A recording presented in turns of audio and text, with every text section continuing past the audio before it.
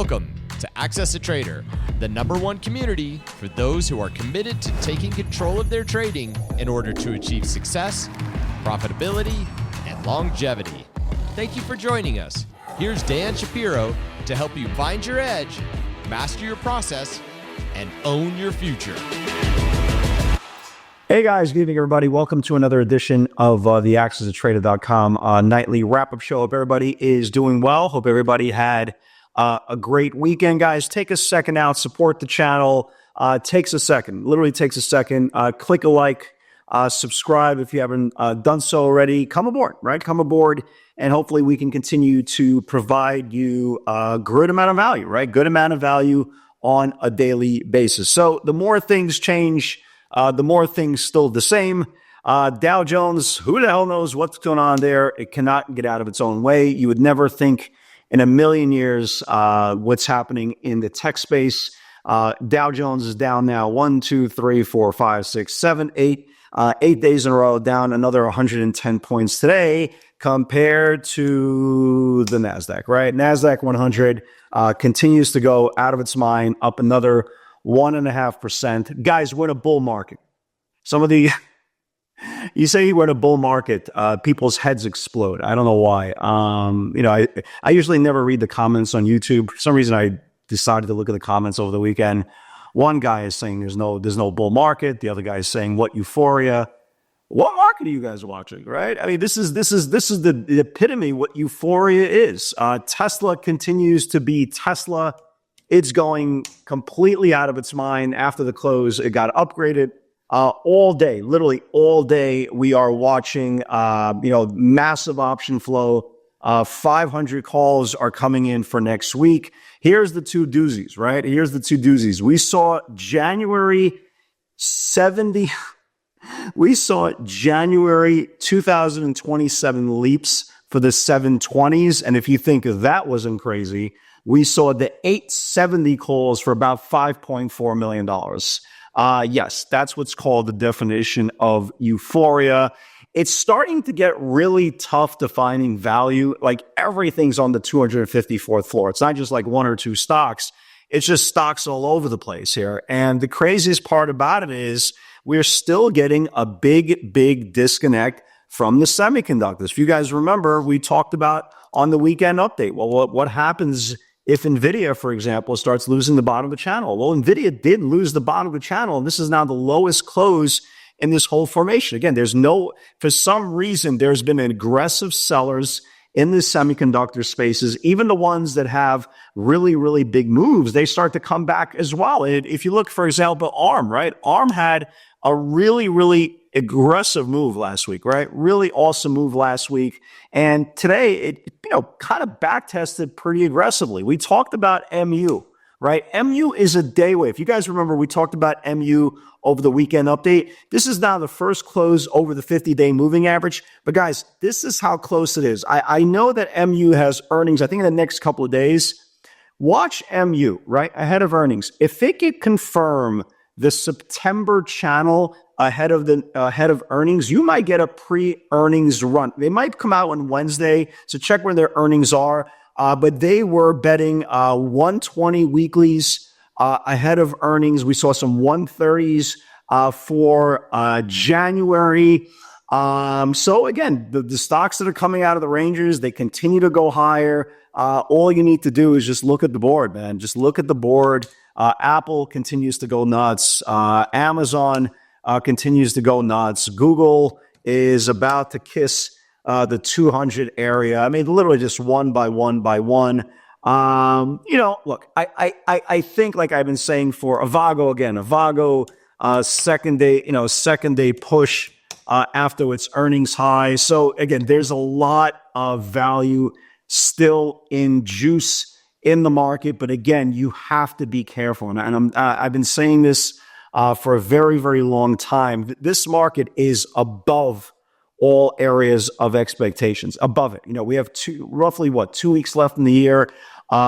Just going absolutely nuts. Again, guys, I don't know, if you're complaining about this tape, right, and you're trying to give every excuse why you're not participating. I don't know what other market you possibly could be happy about. I mean, this tape literally has something for everybody. Like, I trade mega cap technology. You can't come back to me with the theory of there's only 10 of these stocks moving up. Guess what? These are the 10 stocks I trade.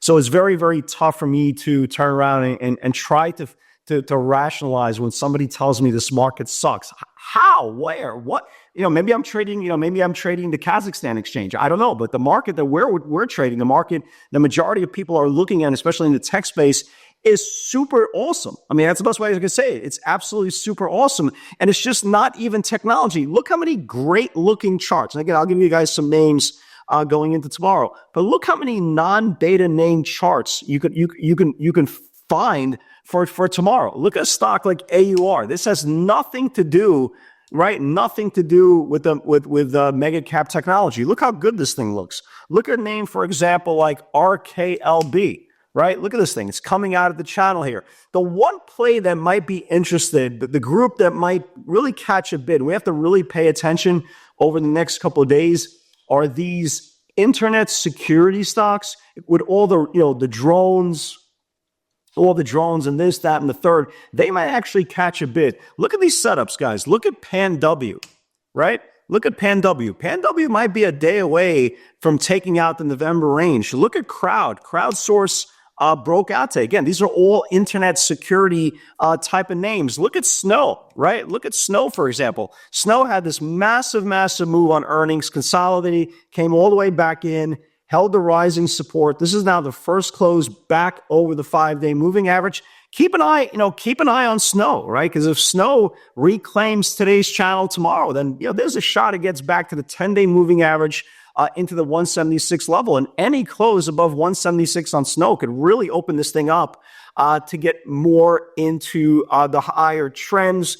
But again, the key is to find the value names. It's super hard when everything is stretched out, but that's our job, right? That's the whole point. Like, again, that's why I'm not looking into strength anymore on Tesla. If Tesla gives me a weak open, yeah, absolutely. Good luck with that, right? Every single time, I'm looking for a weak open to get into rising support. The stock keeps on going higher. Stock is up another 4 after the close on an upgrade. So again, this is the definition of euphoria. People are buying stock. They don't care how high it goes. They don't care how high it came from. They just want more. I want more. I want it higher. Tesla just went from 345 in 2 weeks to 467. People say, I want 500. It goes to 500. I want 1,000. Yeah, so guys, this is what the definition of a retail FOMO society. Again, how long it's going to last, your guess is as good as mine. I have no interest of shorting the market until stocks start demonstrating that they are gassed out. I have no interest of shorting the market until they start losing the previous day's range, because if they do lose previous day's range and they're coming from really, really aggressive levels, then yes, the value will be to the downside. But until then, there is a rotation. I think potentially this crowdsource Snow PanW group could be the next one to kind of wake up. Let me see what NET looks like. NET is in that group as well. Yeah, NET has just been kind of steadily climbing. So that might be maybe the next group we should kind of watch for the next couple of days in case, there is more attention to these, drones, aliens, all that stuff that could warrant higher channels. And basically that's it. I mean, how much more do we have to dissect this channel? I could basically cut this broadcast very, very short. Again, I will continue to watch the semiconductors. NVIDIA gave us a beautiful trade today.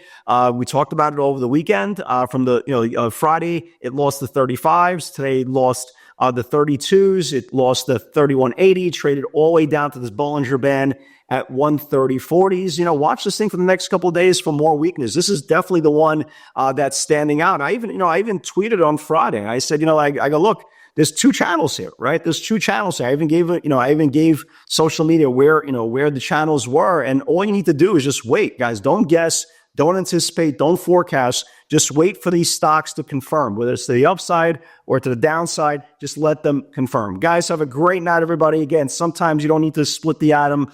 Continue to push, but continue to push stocks that are coming out of a bottom or conditional channels. Forget about the ones that are up 20, 30, 40%. Those are cool. Those are sexy, but those are the ones that will really hurt you if there is a pull. Guys, God bless everybody. Have a great night, and I'll see you tomorrow evening. Take care.